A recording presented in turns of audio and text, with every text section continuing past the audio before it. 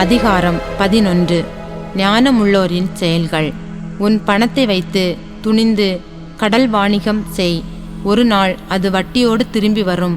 உன் பணத்தை பிரித்து 7-8 இடங்களில் முதலாக வை. ஏனெனில் மண்ணுலகில் எத்தகு இடர் நேரும் என்பதை நீ அறிய இயலாது. வானத்தில் கார்முகில் திரண்டு வருமாயின் ஞாலத்தில் மழை பெய்யும்.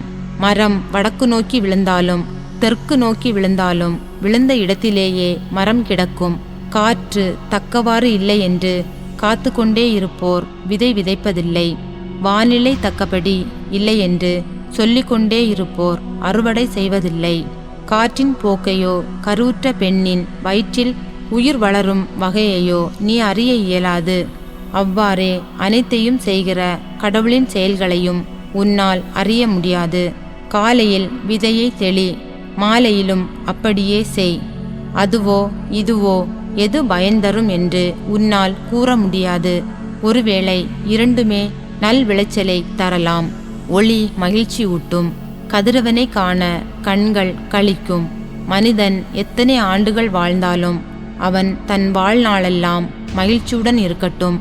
இருள் சூழ்ந்த நாட்கள் பல இருக்கும் என்பதையும் அவன் மறக்கலாகாது. அதற்கு பின் வருவதெல்லாம் வீணே. இளையோருக்கு அறிவுரை.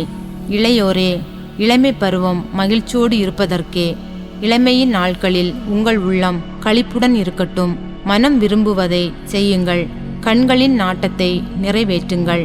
ஆனால் நீங்கள் செய்கிற ஒவ்வொரு செயலுக்கும் உரிய தீர்ப்பை கடவுள் வழங்குவார் என்பதை மறவாதீர்கள்.